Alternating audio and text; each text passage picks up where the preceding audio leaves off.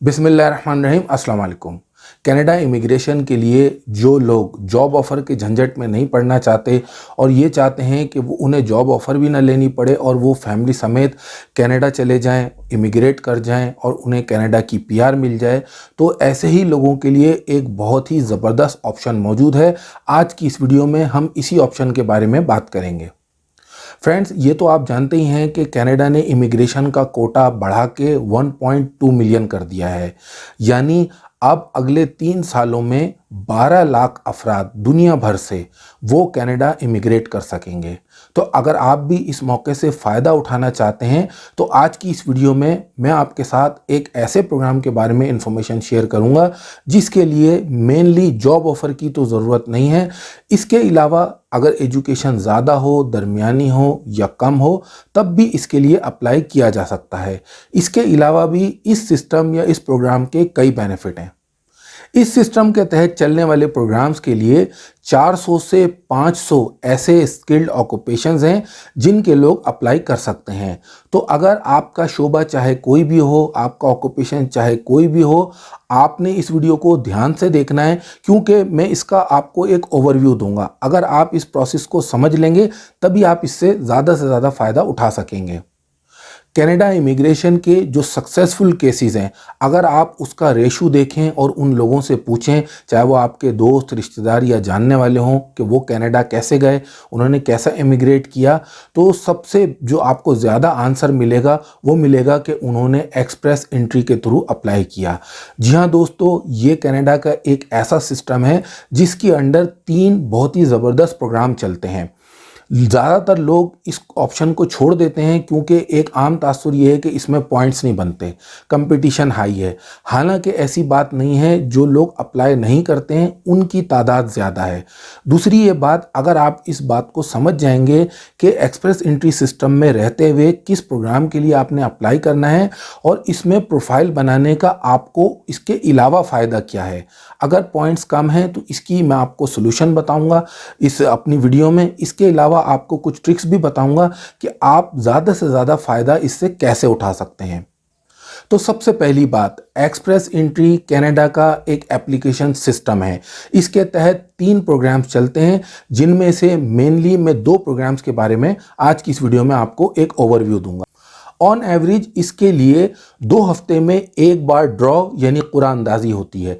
जिन लोगों के पॉइंट्स ज़्यादा होते हैं उन लोगों का सिलेक्शन होता है। उसके बाद वो ऑनलाइन पीआर के लिए एप्लीकेशन देते हैं। वो अप्रूव होने के बाद वो बासानी कनाडा माइग्रेट कर जाते हैं और ये प्रोसेस में बहुत ज़्यादा टाइम नहीं लगता, इसीलिए इसको एक्सप्रेस एंट्री कहा गया है। यानी ये बहुत फास्ट ट्रैक प्रोग्राम्स हैं। दोनों प्रोग्राम्स में अप्लाई करने का तरीका सेम है। सबसे पहले आपने ये चेक करना होता है कि कुल 100 में से 67 आपके पॉइंट्स बनते हैं या नहीं। अगर बनते हैं तो आप फिर एलिजिबल होते हैं प्रोफाइल बनाने के लिए। ये बिल्कुल फ्री है, आपने अपनी प्रोफाइल क्रिएट करना होती है, उसके बाद आप पूल में दाखिल हो जाते हैं। इसकी डिटेल मैं आपको आगे जाके बताऊँगा। सबसे पहला जो प्रोग्राम है वो है स्किल्ड वर्कर प्रोग्राम, दूसरा स्किल्ड ट्रेड वर्कर्स प्रोग्राम।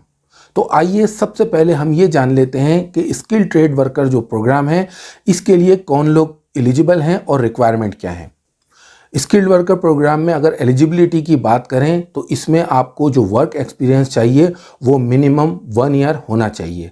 इसके अलावा जिन कैटेगरीज के लोग अप्लाई कर सकते हैं उनमें स्किल टाइप 0, ए और बी।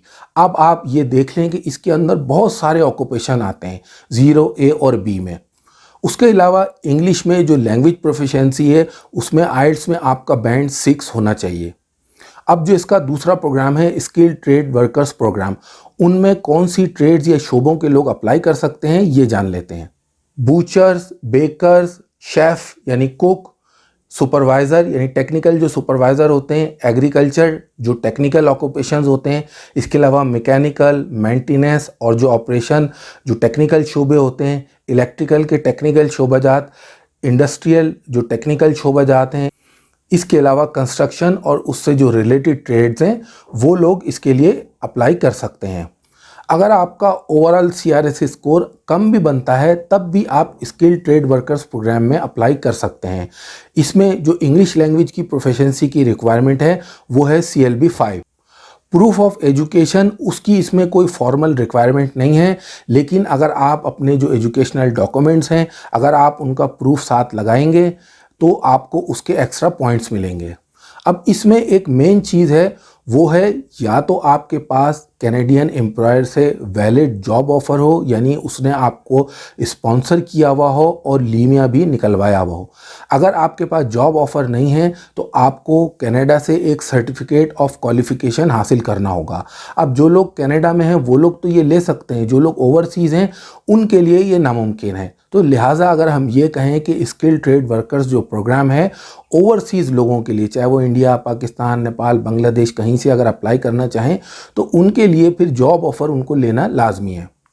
तो फ्रेंड्स, अब आप अगर अप्लाई करना चाहते हैं तो इसके लिए एलिजिबिलिटी आप खुद चेक कर सकते हैं। जैसा कि मैंने 2 प्रोग्राम की आपको बेसिक रिक्वायरमेंट बताई हैं, उनमें से किसी भी प्रोग्राम के लिए अप्लाई करना हो तो नेक्स्ट स्टेप आपके लिए क्या है, आपने अपने पॉइंट्स चेक करने हैं प्रोफाइल बनाने से पहले। वो कैसे होगा, आइए ये जान लेते हैं। जनरल एलिजिबिलिटी फैक्टर्स के जो पॉइंट्स होते हैं वो 100 होते हैं टोटल, उनमें से 67 पॉइंट्स लेना लाजमी है। इसमें जो लैंग्वेज के ज़्यादा पॉइंट्स होते हैं वो हैं 28, एजुकेशन के ज़्यादा 25, वर्क एक्सपीरियंस के 15 पॉइंट्स, एज के मैक्सिमम 12 पॉइंट्स तक बनते हैं। एडाप्टेबिलिटी, इसके 10 पॉइंट्स बनते हैं। एडाप्टेबिलिटी का मतलब है कि आपका कोई रिलेटिव अगर कनाडा में है तो उसके आपको पॉइंट्स मिलते हैं, या फिर आपका जो पार्टनर है यानी वाइफ या हस्बैंड, उसकी जो प्रोफाइल है एजुकेशन, लैंग्वेज, स्किल, उसके भी आपको पॉइंट्स मिलते हैं जो कि मैक्सिमम 10 तक होते हैं। ये मैक्सिमम पॉइंट्स हैं, आपकी प्रोफाइल के मुताबिक ये कम या ज़्यादा होंगे। इसके अलावा कुछ ऑप्शनल चीज़ें हैं जिनके आपको एक्स्ट्रा पॉइंट मिलते हैं। जॉब ऑफ़र मैंने आपको बताया कि वो मैंडेटरी नहीं है इसमें, लेकिन अगर हो तो उसके 10 पॉइंट्स आपको मिलेंगे। अगर आपने किसी प्रोविंशियल नॉमिनी प्रोग्राम के तहत अप्लाई किया है और वहाँ से आपको नॉमिनेशन मिल जाता है तो उसके 600 पॉइंट्स आपको एक्स्ट्रा मिलते हैं। ये दोनों चीज़ें ऑप्शनल हैं। अब आपके 67 पॉइंट्स बनते हैं या नहीं वो चेक करने के लिए आपको इस पेज पे आना होगा। लिंक हम डिस्क्रिप्शन में आपको प्रोवाइड कर देंगे। उसमें यहाँ नीचे आके आप देखें, यहाँ लिखा है चेक योर एलिजिबिलिटी, यहाँ पे आपने क्लिक करना है। जब आप क्लिक करेंगे तो इस तरह पेज आपके सामने ओपन हो जाएगा। यहाँ पे कुछ क्वेश्चंस हैं और उसके आपने यहाँ पे सिर्फ आंसर जो है वो मार्क करने हैं। फॉर एग्जाम्पल, जो पहला क्वेश्चन है वो है विच प्रोविंस और territory do you plan to live in Canada. ठीक है, अब आपने उसका यहाँ से आंसर सेलेक्ट करना है। मिसाल के तौर पे कोई कहता है कि मैंने अल्बर्टा में सेटल होना है या ओंटारियो में सेटल होना है, तो वो यहाँ से ओंटारियो सेलेक्ट करेगा। ठीक है, और उसके बाद यहाँ से उसको नेक्स्ट करना है आपने। सेकेंड स्टेप आएगा कि आपसे आपकी जो लैंग्वेज प्रोफिशिएंसी है उसके मुतालिक ये क्वेश्चन है। आप यहाँ पे बॉक्स में क्लिक करें, जो आपने टेस्ट दिया हुआ है, जैसे आइल्स का दिया हुआ है तो आपने यहाँ पे लिखना है। अगर आप नन लिखेंगे तो आपकी प्रोफाइल कंप्लीट नहीं हो पाएगी अगर आपने नहीं किया है तो आइल्स करके यहाँ पे फिर आपने नेक्स्ट पे क्लिक करना है कि आपने आइल्स का टेस्ट कब किया। इस तरह आपने क्वेश्चंस के जवाब देते जाने, आखिर में आपको ये टोटल स्कोर बता देगा कि आपके कितने बनते हैं। अगर आपके 67 बनते हैं तब फिर आप एक्सप्रेस एंट्री में अपनी प्रोफाइल क्रिएट कर सकेंगे। आपने मेक श्योर कर लिया कि आपके 67 पॉइंट्स बनते हैं तो अब आप एलिजिबल हैं एक्सप्रेस एंट्री में प्रोफाइल बनाने के, एक्सप्रेशन ऑफ इंटरेस्ट सबमिट करने के, या इसे प्रोफाइल क्रिएशन भी कहते हैं। उसके लिए आपने इस लिंक पे आना है, यह हम आपको डिस्क्रिप्शन में दे देंगे। यहाँ आप देख सकते हैं लिखा है submit an express entry profile online form. यहाँ आपने स्क्रॉल करके थोड़ा सा नीचे आना है। नीचे आने के बाद आप देखें यहाँ लिखा हुआ है क्रिएट योर अकाउंट। अब यहाँ पे आपने क्लिक करना है। उसके बाद आप इस पेज पर आ जाएंगे। यहाँ आप दोबारा स्क्रॉल करके थोड़ा सा नीचे आएँ। अब यहाँ देखें do you have an account, अगर नहीं है तो आपने यहाँ क्लिक करके अपने आप को रजिस्टर करना है। अब यहाँ तमाम हिदायत दी गई हैं कि किस तरह आपने रजिस्टर करना है। उसके लिए आपको पहले एक जीसी की वो क्रिएट करना होगी। ठीक है, उसके लिए आप रजिस्टर्ड विद जीसी की यहाँ पे आप क्लिक कर सकते हैं। इस तरह आपने तमाम स्टेप्स को फॉलो करना है। अपनी जीसी की जनरेट करनी है, उसके बाद अपनी प्रोफाइल मुकम्मल करनी है। इस तरह आपकी प्रोफाइल एक्सप्रेस एंट्री में क्रिएट हो जाएगी।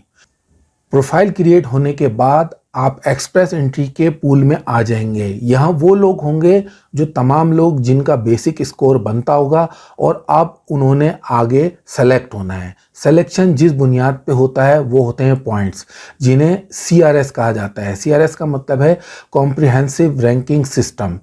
ये होते हैं असल में पॉइंट्स, जिसके ज़्यादा से ज़्यादा पॉइंट्स होते हैं। हर 2 हफ्ते बाद जब ड्रॉ होती है उनमें उनका सिलेक्शन होता है, उसके बाद फिर वो आगे अपना प्रोसेस करते हैं। नॉर्मली ये कहा जाता है कि अगर आपका CRS स्कोर कम से कम 450 है तब आप स्किल्ड वर्कर प्रोग्राम के लिए आपके चांसेस होते हैं अप्लाई करने के।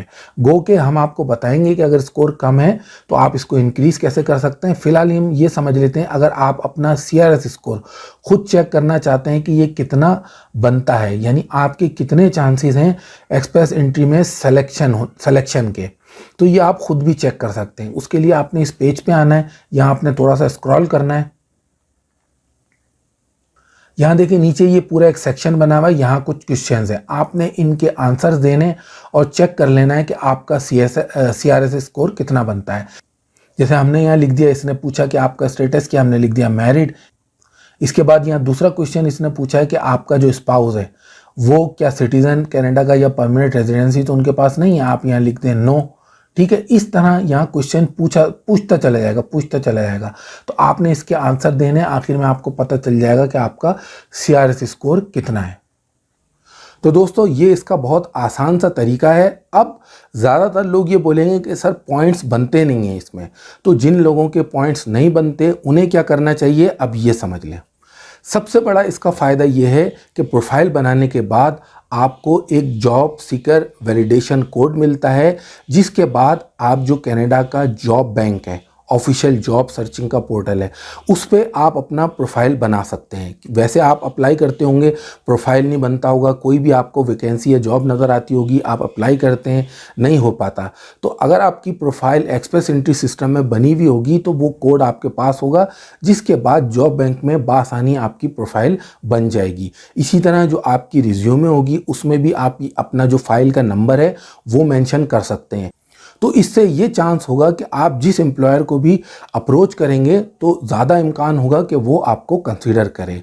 अब वैसे तो इसके लिए जॉब ऑफ़र की ज़रूरत नहीं है, तो ये उन लोगों के लिए जिनका सिलेक्शन नहीं हो पा रहा है और जिनका CRS स्कोर कम बनता है। जब ये पॉइंट्स आपकी प्रोफाइल में ऐड हो जाएंगे तो फिर आपका सिलेक्शन यकीनी है। एक्सप्रेस एंट्री सिस्टम में रहते हुए आप पे ये पाबंदी नहीं है कि आप किसी कैनेडियन प्रोविंस का जो प्रोविंशियल नॉमिनी प्रोग्राम है, जिसे PNP कहते हैं, उसके ज़रिए आप कनाडा की PR अप्लाई ना करें। ये ऑप्शन आपके लिए मौजूद है। तो लिहाजा जब आप ये चाहते हैं कि आप इमिग्रेट करें और आप इस अपॉर्चुनिटी से फ़ायदा उठाना चाहते हैं, तो आप किसी एक ऑप्शन पे क्यों जाएं। आप ये दोनों ऑप्शन इस्तेमाल करें, उधर एक्सप्रेस एंट्री में भी रहें और साथ साथ जो प्रोविंशियल जो सूबे हैं, प्रोविंसेस, उनमें भी आप ट्राई करते रहें। CRS पॉइंट्स बढ़ाने का जो तीसरा तरीका है वो है कि आप या तो इंग्लिश में जो आपका आइल्स है उसमें आप ज़्यादा से ज़्यादा बैंड लेने की कोशिश करें। अगर आपको ये मुश्किल लगता है तो अभी रिसेंटली कनाडा ने अनाउंस किया है कि जिन लोगों को फ्रेंच आती होगी एज सेकंड लैंग्वेज उन्हें 50 एक्स्ट्रा पॉइंट मिलेंगे। हालांकि अगर फ्रेंच लैंग्वेज जिन लोगों को आती है उन्हें 50 से ज़्यादा पॉइंट्स मिलते हैं।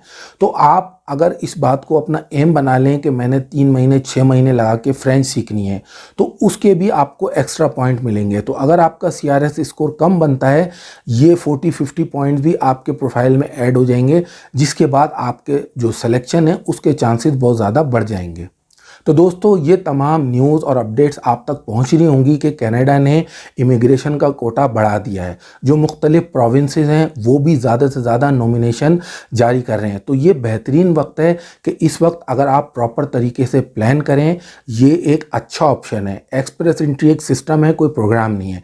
इसके अंदर 2 प्रोग्राम है जिसकी मैंने मुख्तसर सी तफसील आपको बताई।